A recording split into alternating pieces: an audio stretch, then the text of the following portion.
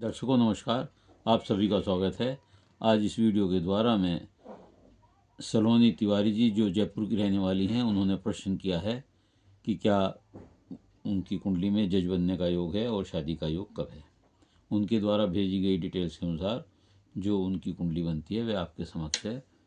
वह मकर लगन की कुंडली है और ग्रह स्थिति इस प्रकार है कि लगन में सूर्य बैठे हुए हैं, दूसरे भाव में बुध हैं, तीसरे भाव में शुक्र हैं और पंचम भाव में गुरु शनि हैं और छठे भाव में राहु हैं, भाग्य स्थान में चंद्रमा है और 11वें भाव में मंगल हैं और 12वें भाव में केतु हैं। ये इनकी ग्रह की स्थिति है।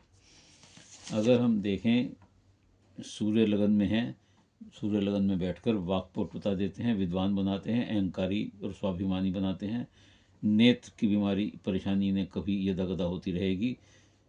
सुंदर स्वस्थ शरीर होता है, महत्वाकांक्षी होते हैं, लीडरशिप के इनमें गुण होते हैं, कुशल प्रबंधक या एडमिनिस्ट्रेटर हो सकते हैं। ये इनमें आदेश देने की क्षमता होती है। विवाह में विलंब होता है क्योंकि सूर्य लगन में बैठकर सप्तम भाव को देखता है और शनि यहाँ बैठकर तीसरी पूर्व दृष्टि से विवाह उत्पत्ति भाव को देखता है। तो यह स्पष्ट करता है कि वैवाहिक जीवन में देरी होगी, विलंब होगा और वैवाहिक जीवन में कुछ असहजता रहेगी, ट्यूनिंग ठीक नहीं रहेगी। विवाह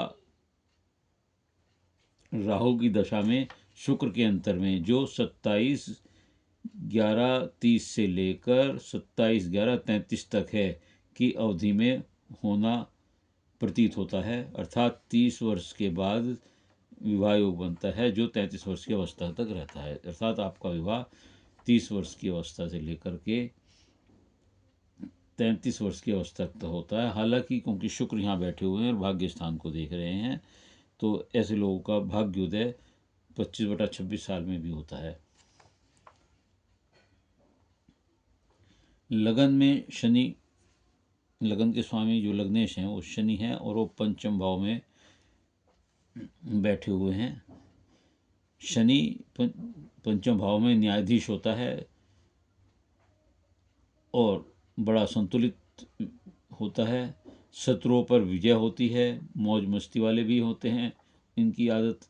बुद्धिमान, मेहनती और विवाह में देरी कराता है यहाँ बैठकर। पेट खराब रहता है ऐसे लोगों का जहाँ शनि यहाँ पंचम भाव में हो। पढ़ाई में कुछ विलंब कराते हैं, आलस्य देते हैं, चिंता और अज्ञात भय इन लोगों में बना रहता है। परिवार से बहुत ज़्यादा इन्हें सहयोग नहीं मिलता। और लेकिन गुरु भी पंचम भाव में है, वो भी न्याय करने वाले हैं, समझदार होते हैं, मधुर सौम्य होते हैं। वाणी बहुत सुंदर मधुर और सौम्य होती है। संतान सुख इनको मिलता है। शिक्षा क्षेत्र में गुरु की वजह से सफलता मिलती है। कॉम्पिटिटिव एग्जाम में भी ऐसे लोग सफल होते हैं। इस प्रकार शनि और गुरु के यहाँ इकट्ठा बैठने से, युक्ति होने से ये बात तय होती है कि सफलता मिलेगी, लेकिन तुरंत नहीं मिलती, कुछ विलंब से मिलती है, कुछ प्रयासों के बाद मिलती है और ज़्यादा मेहनत करनी पड़ती है। तो ऐसी स्थिति में गुरु सफलता दिलाते हैं और सफलता शनि भी दिलाते हैं, दोनों न्याय क्षेत्र में दिलाते हैं, लेकिन शनि कुछ विलंब कराते हैं। तो इसलिए ऐसे लोगों को ज़्यादा परिश्रम करना पड़ेगा और जल्दी हतोत्साहित नहीं होना होगा। और उपाय के लिए ऐसे लोगों को शनि के दिन पीपल के पेड़ पर घी का दीपक जलाना चाहिए। और कैरियर ऐसे लोगों का वकालत प्रवक्ता संबंधित होता है।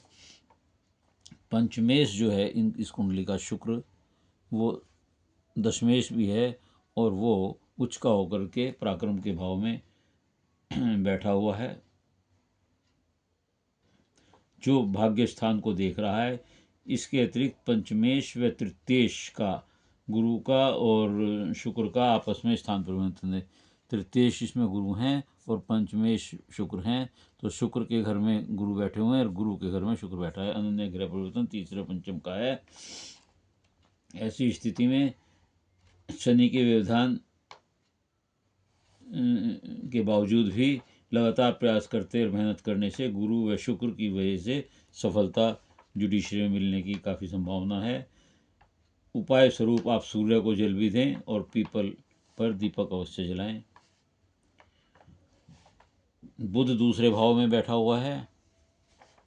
ये आपको बुद्धिमान बनाता है, कुशल वक्ता बनाता है, धनवान बनाता है, न्याय प्रक्रिया में विश्वास रखने वाला बनाता है। तो हर प्रकार से आपकी कुंडली में आपका लॉ से संबंध प्रतीत होता है। शुक्र तीसरे भाव में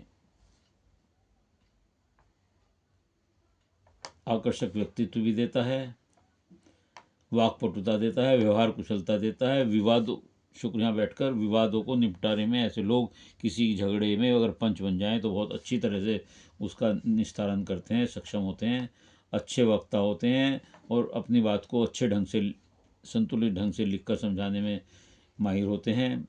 प्रेम संबंध भी होने के संकेत देते हैं। 26/60 वर्ष में इनका भाग्योदय, पहला भाग्योदय 26/27 साल में इनका होता है। राहु छठे भाव में बैठे हुए हैं आपके, ये प्रतिरोधात्मक क्षमता बढ़ाते हैं, आपको कष्टों से छुटकारा दिलाते हैं, सरकार से लाभ दिलाते हैं, शत्रुओं पर विजय प्राप्त करते हैं, चुनौतियों में जीत हासिल कराते हैं। उपाय ये है कि आप कुत्तों को रोटी दिया करें। चंद्रमा 9वें भाव में भाग्य स्थान में बैठे हैं, अच्छा फल देते हैं, विदेश भ्रमण का योग बनाते हैं। मंगल 11वें भाव में हैं, बड़ा सामाजिक दायरा और नेटवर्क होता है ऐसे लोगों का, और लक्ष्य पाने की क्षमता बड़ी प्रकट, बड़ी तीव्र होती है इनकी। साहसी होते हैं, धनवान होते हैं, अचानक धन लाभ मिलता है इन्हें, और अचानक भाग्योदय भी होता है यहाँ बैठने से। केतु 12वें भाव में व्यय का भाव है, ये 12वां भाव निष्क्रिय भाव है, तो इसमें केतु बैठकर वैराग्य की तरफ आपका रुझान कराते हैं, धार्मिक रुझान पैदा करते हैं, विदेश यात्रा, घर से दूर आपको रहने के लिए प्रेरित करते हैं। आप इसके लिए गणपति जी की पूजा करें, उन्हें दोबड़ा चढ़ाएं तो आपको लाभ होगा।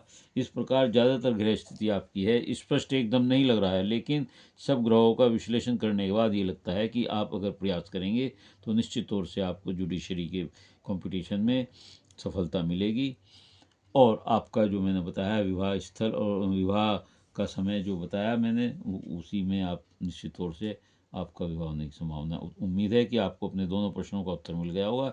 यदि आप इस वीडियो से संतुष्ट हों तो इसे लाइक करिएगा, शेयर करिएगा और कमेंट्स बॉक्स में जाकर अपने विचार अवश्य लिखिएगा। इसके अलावा यदि किसी और का कोई प्रश्न हो तो वह मेरे चैनल को सब्सक्राइब करते हुए अपनी डिटेल भेजकर अपना एक प्रश्न पूछ सकता है, मैं उत्तर अवश्य दूंगा। निःशुल्क सेवा है, लेकिन उत्तर के लिए आप निश्चित तौर से आपको धैर्य रखना पड़ेगा, क्योंकि मैं एक कुंडली बनाकर जवाब देता हूं और कुंडलियां मेरे पास बहुत हैं और सीक्वेंस में ही मैं जवाब दे रहा हूं। धन्यवाद।